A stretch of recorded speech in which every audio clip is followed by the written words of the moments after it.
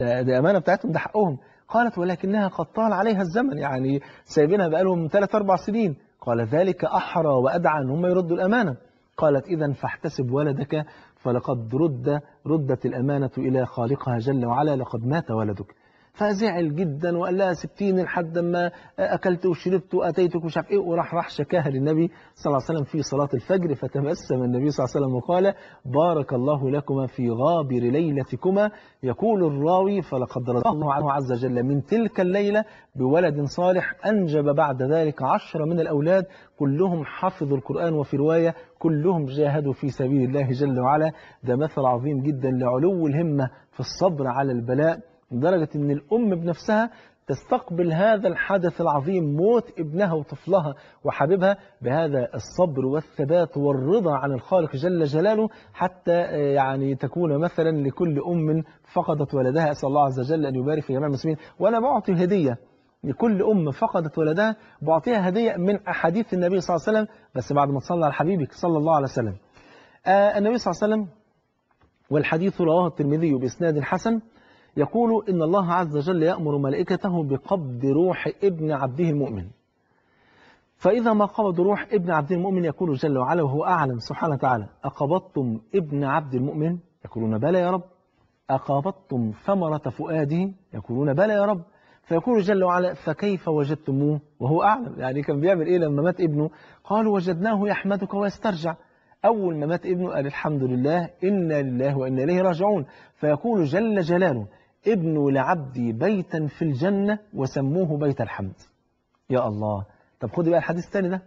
يقول النبي صلى الله عليه وسلم ما من مسلمين يموت لهما 3 من الولد لم يبلغوا الحنث، يعني الإثم، يعني لم يبلغوا التكليف، سن التكليف، إلا أدخلهم الله عز وجل الجنة بفضل رحمته إياهم.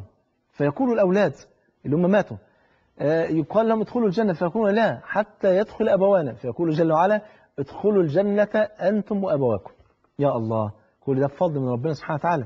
ندي مثال ثالث جميل برضه. أن النبي صلى الله عليه وسلم كان هناك صحابي كان عنده ولد صغير، كان لما الصحابي ده كان بيقعد مع النبي عليه السلام كان ابنه ده يفضل يتنطط حواليه ويمين وشمال. فالنبي سأله فقال أتحبه؟ الرجل جاوب جواب عجيب جدا جدا، يعني ما سمعته من قبل. قال النبي صلى الله عليه وسلم أتحبه؟ بتحب ابنك ده؟ قال أحبك الله كما أحبه يا رسول الله. ربنا يحبك يا رسول الله زي ما أنا بحب ابني ده. يا إجابة غريبة جدا يعني. المهم بعد كم يوم غاب هذا الصحابي الجليل، فالنبي سأل عنه أين فلان؟ وكان النبي عليه الصلاة والسلام من حبه للصحابة كان يتفقد الصحابة دائما. أين فلان؟ قالوا غاب يا رسول الله لأنه قد مات ولده الذي كنت تراه، يعني ابنه اللي كان بيلعب حواليه ده مات. فذهب النبي عزيم وقال له أكنت تحب أن تمتع به عمرك كله، أو أنك يعني كنت تحب أن ابنه ده يعيش عمرك كله وتتمتع بوجوده وجوازه وولاده والكلام ده كله، أم أنك تحب ألا تأتي يوم القيامة إلى باب من أبواب الجنة 8 إلا وجدته ينتظرك عنده؟ قال بل لا أجد يوم القيامة بابا إلا وجدتني ينتظرني عنده. فقال فهو لك، إن شاء الله هتلاقيه منتظرك على أبواب الجنة 8. فقال واحد من الصحابة أهو له خاصة يا رسول الله أم لكلنا؟ قال بل لكلكم بأبي هو أمي صلى الله عليه وآله وسلم. الإنسان لما يصبر ويحتسب إن شاء الله يؤجر يوم القيامة ويؤجر في الدنيا والآخرة.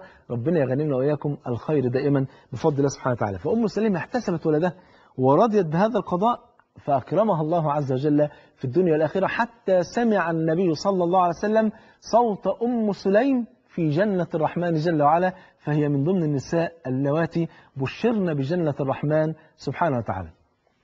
ده مثل عظيم جدا لكل أخت مسلمة أن هي ترضى بأقل القليل من أجل أن تفوز برضوان الرب الجليل. جالك واحد يجوزك، مش لازم بقى تقعد تشترط عليه شبكة ب20,000 ومؤخر 200,000 والشقة لازم تكون على النيل ولابد ان يكون الفرش جاي من إيطاليا ولابد مش عارف ايه، وانا مش اقل من بنت خالتي، اصل بنت خالتي اتجوزت مش عارف مين، وبنت عمي اتجوزت وجارتي وزميلتي في المدرسه اتجوزت. بصي لأهم حاجة أمرك بها النبي عليه السلام، قال صلى الله عليه وسلم كما عند الترمذي بسند صحيح إذا أتاكم، وحسنه بعض أهل العلم، إذا أتاكم من ترضون خلقه ودينه فزوجوه، إلا تفعلوا، يعني لو ما عملتوش كده تكن فتنة في الأرض وفساد كبير. يا الله، أهم حاجة نفترض الإنسان عنده دين. هتفرحي بإيه لما يجي يجوزك واحد مليونير وما عندوش دين؟ مش معنى كده ان كل مليونير ما عندوش دين، لكن انا بتكلم عموما، يعني ان لو جالك واحد عنده فلوس بس ما عندوش دين، هتفرح بايه؟ هيجي لك ويجيب لك قصر ولا فيلا ولا ويبعدك عن طاعه ربنا، ويبعدك عن جنه الرحمن، ويبعدك عن اتباع سيد الانام صلى الله عليه وسلم، ويكون سبب دخولك النار.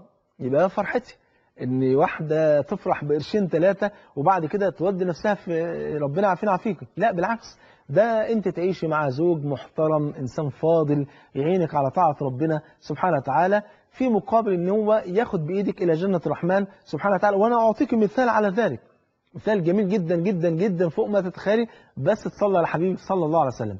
كان في احد التابعين وهو سيد من سادات التابعين، هو سعيد ابن المسيب، والقصه اوردها الامام الذهبي في سير اعلام النبلاء، واوردها الحافظ ابن كثير في البدايه والنهايه. سعيد بن المسيب رحمه الله رحمه واسعه كان عنده بنت يعني في غاية الحسن والجمال والأدب والعلم والتقوى والورع، يضرب بها المثل. مين اللي سمع عنها؟ سمع عنها أمير المؤمنين في هذا الوقت، عبد الملك ابن مروان. عبد الملك بن مروان طلب من سعيد بن المسيب أنه يجوز بنته لابنه اللي هو الوليد بن عبد الملك. عبد الملك بن مروان مش بيحكم دولة ولا محافظة، بيحكم 26 دولة. عايزك تتخيل معايا القصة دي يعني وتتأمليها تماما. بيحكم 26 دولة، 26 دولة، وجاي يقول لواحد عايز بنتك لابني، يا دي الشرف، يا دي الهنا، يعني يا دي السعادة. النهارده لو واحد عرف ان محافظ ولا وزير ولا رئيس وزراء ولا حتى مدير عام او غير، المهم يعني ايه، جاي عايز بنت لابنه، يعني بيبقى يعني فرحان جدا يعني. فتخيل ان واحد طالب ان هيجوز بنت سعيد بن المسيب لمين؟ لابن امير المؤمنين، وهو كمان بعد كده هيبقى امير المؤمنين، هيبقى خليفه من بعده اللي هو الوليد بن عبد الملك. يعني بعد عبد الملك النوران هيتعين بعدها برضه من ضمن اللي هياخدوا الموضوع ده الوليد بن عبد الملك.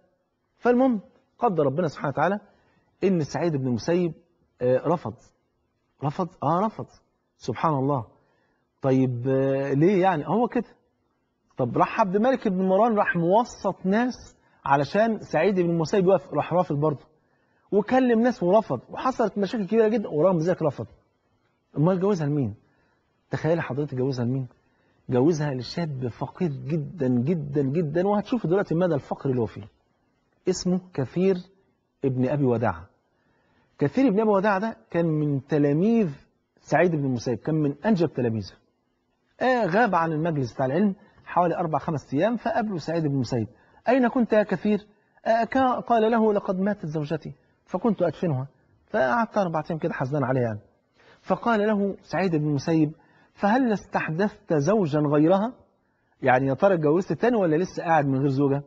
فقال له: يا أبا محمد، ومن يزوجني وأنا لا أمتلك من الدنيا سوى درهمين أو 3. فقال له سعيد بن المسيب: لو فعلت أنا تفعل؟ لو أنا هجوزك بقى بنتي على درهمين أو 3 توافق يا كثير؟ طبعا كثير مش مستوعب الموضوع ده. مين ده وعارف ان بنت سعيد بن المسيب طلبها مين؟ امير المؤمنين، ورفض. هيجوزها الواحد ما عندوش غير درهمين او 3، 2-3 جنيه. فقال له: او تفعل يا ابا محمد؟ ابو محمد دي الكنيه بتاعت سعيد بن المسيب. قال: افعل. فقام سعيد بن المسيب في نفس اللحظه وقال: احمد الله واستعينه واستغفره واصلي واسلم على رسول الله صلى الله عليه وسلم، اما بعد يا كثير، فلقد زوجتك ابنتي على درهمين، وفي رواية على 3 دراهم. طبعا يعني طبعا كثير من وداع ما بقاش مصدق نفسه، وكان في اليوم ده كان صايم، فبيقول: فذهبت إلى البيت وأقدامي تسابق الريح من فرحتي. طبعا فرحان فرحة شديدة جدا. قال: وكنت صائما فسمعت أذان المغرب فعجلت بالإفطار، لأن النبي عليه الصلاة والسلام أمرنا بذلك: كما تزال أمتي بخير ما عجلت الإفطار وأخرت السحور. فالمهم قال: فعجلت الإفطار. الإفطار كان إيه يا جماعة؟ ما كانش مايونيز وبطون صليق وجريب فروت ومش عارف إيه والكلام ده كله، ولا شاورما ولا بتاع، كان خبزا وزيتا. يا سبحان الله. وكانوا ناس في قمة الرضا عن الله سبحانه وتعالى. أرض بتبقى المائدة مليانة من أصناف الأطعمة والمشروبات والعصائر، والراجل قاعد وزهقان، وفين الأكلة الفلانية، ينفع الأكل من غير كذا، فاهم إزاي؟ طب فين الجمبري وفين مش عارف ايه؟ سبحان الله. وقليل من عباد الشكور. قال فعجلت الإفطار فكان خبزا وزيتا، ولسه بياكل بسم الله. قال فسمعت أحدا يطرق على الباب، فقلت من؟ فقال سعيد. قال ففكرت في كل سعيد إلا سعيد بن المسيب. ليه؟ قال فإنه لم يرى منذ 40 سنة إلا ما بين البيت والمسجد. 40 سنة يا جماعة ما بين البيت والمسجد، ما بيروحش أي حتة تانية. قال ففتحت فإذا هو سعيد بن المسيب اللي هو شيخه بقى.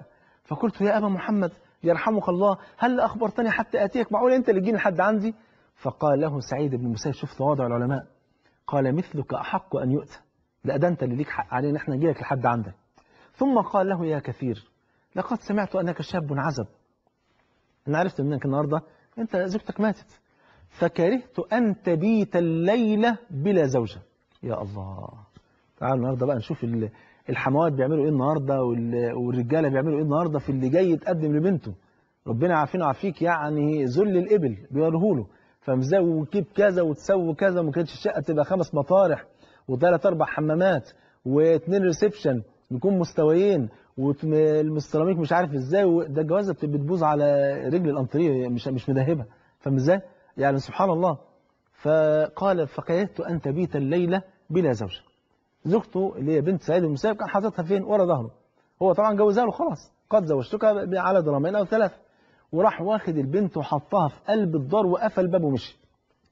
ما جاش بقى في وسط الموضوع ده وقال له طب يا ابني معلش يعني برضه عشان ضمان مستقبل البنت، يعني مش معقول اسيبها كده. طب يا حبيبي ادي الزوجه ايه بس معلش بس امضي هنا بس على الورقه دي ونبقى نتفاهم بعدين. طب يا حبيبي بس القايمه بس، فاهم ازاي؟ ما عملش الكلام ده خالص. ما خسرش جوز بنته عشان دنيا. وده مش معناه ان احنا برضه ما نامنش بناتنا، نامنهم في زمن خربت فيه اكثر الزمن، صح؟ بس ما يبقاش الدنيا بالمنظر ده، ما تبقاش الموضوع عباره عن بيع وشروه، لا الموضوع مش كده خالص. فقال هذه زوجتك، وراح قافل الباب وماشي. ايه اللي حصل؟ خد بالك بقى. قال كثير بن ابي وداعه فسقطت المرأة من الحياء. من ايه؟ من الحياء. الله يرحمه كان راجل طيب، فاهم ازاي؟ يعني كانت المرأة مجرد ما تشوف راجل يغمى عليها. دلوقتي احنا بنمشي نتعاكس في الشارع يعني، فاهم ازاي؟ فسبحان الله. فايه؟ فسقطت المرأة من الحياء. قال فحمدت الله عز وجل. ليه؟ قال لي ان انا خفت لحسن تشوف في ليله الدخله الخبز والزيت، يعني ليله الدخله خبز وزيت وبعد كده هناكل كراتين، فاهم ازاي؟ فقال اما انا فخبأت الخبز والزيت وصعدت على سطح البيت. ليه؟ عشان ينادوا على واحد صاحبه ساكن في البيت اللي جنبه عشان يجيب له اي حاجه، يعني فلوس كده عشان ايه يقدر يعيش مع الزوجه دي شويه لحد ما ربنا يفرج يعني. فنادى يا فلان يا فلان. اتري ام كثير كانت قاعده عند ام فلان ده، فطلعت ماذا تريد يا كثير بتنادي على صاحبك ليه؟ قال لا أبدا يا أمها تزوجت فأحتاج إلى بعض المال حتى أستعين على عيشي مع زوجتي. قالت له تزوجت يا كثير؟ قال لها أجل يا أمها. قالت فوجهي من وجهك حرام إن قربت منها قبل 3، اوعى تقرب لها قبل 3 أيام، خدها كده بظبطها كده وبعدين تتجوزها. قال لها حاضر. فجت الأم كثير وراحت واخدة البنت مفوقاها وراحت واخدها عندها البيت. 3 أيام بقى صنفرة ودوك وش أول وش تاني وظبطتها وخلتها زي الفل، وراحت مدخلاها على إيه؟ على كثير ابن أبي وداع. قال فدخلت بها فإذا هي من أجمل النساء، وإذا هي من أحفظ النساء لكتاب الله، ومن أعلم النساء بسنة رسول الله صلى الله عليه وسلم، ومن أعلم النساء بحق الزوج. قال فبت معها بأنعم ليلة، فلما أصبح الصباح أردت أن أذهب لأتعلم العلم على يد أبيها سعيد بن المسيب. فقالت إلى أين أنت ذاهب يا كثير؟ قلت إلى مجلس أبيك حتى أتعلم العلم. قالت لا بل اجلس أنا أعلمك علم سعيد بن المسيب. الله أكبر، ما شاء الله. أدي النساء، ده كان آخر إنتاج المصنع بعدها قفل، خد بالك يعني. سبحان الله، الواحد يقول لا النساء بالمنظر ده كان كمل الكتيبة كلها يعني، فسبحان الله. قالت اجلس أنا أعلمك علم سعيد بن المسيب، وجلست تعلم كثير بن أبي وداعة علم أبيها سعيد بن المسيب.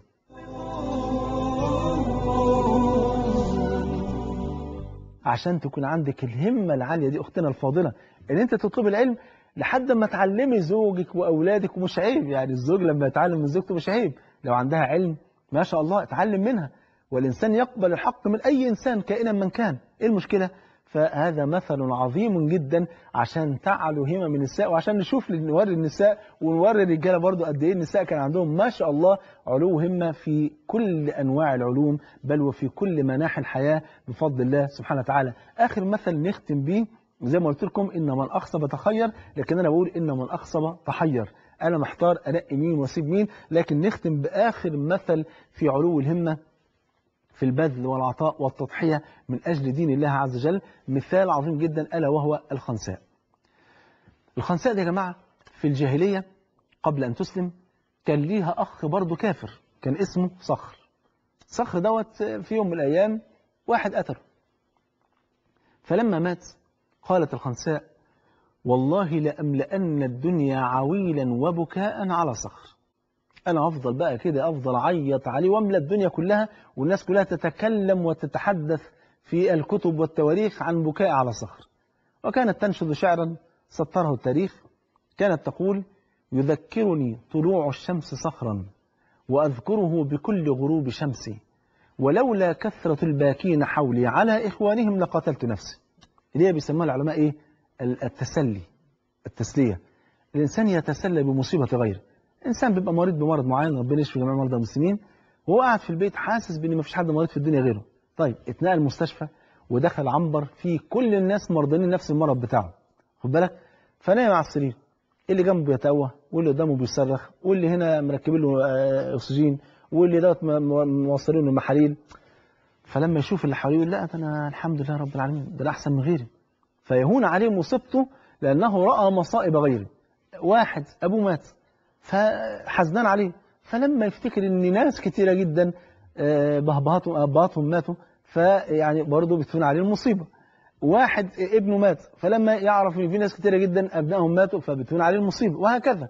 فبتهون المصائب لما تشوف غيرك أصيبة وابتلي بنفس المصيبة. ولذلك كان من ضمن عذاب أهل النار المعنوي ان ما فيش تسليم. انت عارف عذاب أهل النار، ربنا عافينا فيك، في عذاب حسي وعذاب معنوي، والعذاب المعنوي عند أهل النار أشد من العذاب الحسي. يعني من ضمن العذاب المعنوي مثلا على سبيل المثال إن أهل النار بتتضخم أجسامهم ضخامة غير عادية، كما ثبت ذلك في الحديث الذي رواه مسلم والترمذي أن النبي صلى الله عليه وسلم قال: ضرس الكافر، وفي رواية ناب الكافر يوم القيامة مثل أحد. ضرس الواحد، إنسان في بقه 32 ضرس وسنة، كل سنة وكل ضرس في حجم جبل أحد. تقول لي كلام مش معقول، هقول لك كلام معقول لما تشوف بقية الحديث. ضرس الكافر يوم القيامة مثل أحد، وسمك جلده 40 ذراعا، وفي رواية 70 ذراعا. ولا اختلاف بين الروايات أن كفر بين الناس عياذا بالله، من يكفر يعني يختلف كفر هذا عن هذا. وسمك جلده، طب اسمعنا الجلد مش اللحم ولا العظم؟ قال لك لأن مراكز الأعصاب كلها في الجلد مش في اللحم. والدليل على ذلك قول المولى عز وجل في سورة النساء: كلما نضجت جلودهم بدلناهم جلودا غيرها ليذوقوا العذاب. يبقى الذوق فين؟ في الجلد، خد بالك. وسمك جلده 40 ذراعا ومجلسه من جهنم، وفي رواية ما بين منكبي كما بين مكة والمدينة. من مكة والمدينة دي حوالي 450 كيلو. حط بقى في الجسم ده كده 32 جبل أحد، يبقى مظبوط صح كده، ويبقى ايه ودرس الكافر. فضخامة جسم عجيبة جدا. طب ليه؟ قال لك أصل نار الآخرة مش زي نار الدنيا. النبي عليه الصلاة والسلام يقول كما عند مسلم: ناركم هذه التي توقدون عليها هي جزء من 70 جزءا من نار الآخرة، وفي رواية أحمد هي جزء من 100 جزء. فقالوا: يا رسول الله وإن كانت نار الدنيا لكافية، يعني لو هنتعذب يوم القيامة بنار الدنيا ده كفاية قوي. قال: أجل ولكنها فضلت عليها، يعني نار الآخرة فضلت على نار الدنيا ب69 جزءا كلها مثل حرها. فالنار الضخمة دي عايزة جسم ضخم برضه عشان بقى تفضل تاكل فيه ومش عارف ايه، واول ما يخلص الجلد يطلع له جلد تاني يخلص، وهكذا الى ما لا نهايه. ربنا يعافينا ويعافيكم يا رب العالمين، واجعلنا واياكم من اهل الفردوس الاعلى، اللهم امين. خد بالك بقى، فده عذاب حسي. عذاب حسي الثاني بقى الغسلين والغساق والزقوم ومش عارف ايه، واوديه النار، والنار فوق والنار تحت، والمهاد من النار، والفراش من النار، والغطاء من النار، والاكل من النار، والشرب من النار. عذاب ربنا يعافينا ويعافيك، ده عذاب حسي. طب العذاب المعنوي كلما دخلت امه لعنت اختها. يبقى هما الاثنين في النار، وده بيشتم في ده وده بيشتم في ده، يقول له: انت السبب، انت اللي اديت النار جهنم، انا كنت كويس وانا كنت وانت السبب، انت اللي اغوتني، انت اللي دمرتني. كلما دخلت امه ايه؟ لعنت اختها. عذاب ثاني معنوي من ضمن العذاب المعنوي، ان يعني ايه، ربما يود الذين كفروا لو كانوا مسلمين، ان لما يخش عصاة الموحدين النار مع الكفار، ايه اللي يحصل؟ اللي يحصل ان الكفار هيقولوا لعصاة المسلمين ما اغنى عنكم اسلامكم، انتوا اسلمتوا وكده واحنا كفرنا واحنا الاثنين في النار مع بعض. فيغضب الله عز وجل للموحدين فيأمر الملائكة فتخرجهم من النار.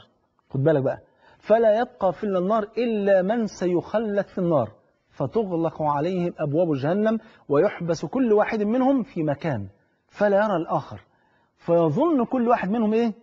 إن هو فضل في النار لوحده. خدت بالك؟ طب هو كان يعني رغم عذاب النار شديد لكن كان بيتسلى إن اللي جنبه برضه يعذب. إنما بقى لما يتحبس لوحده فيقول لك إيه؟ سجن انفرادي في النار. تخيل؟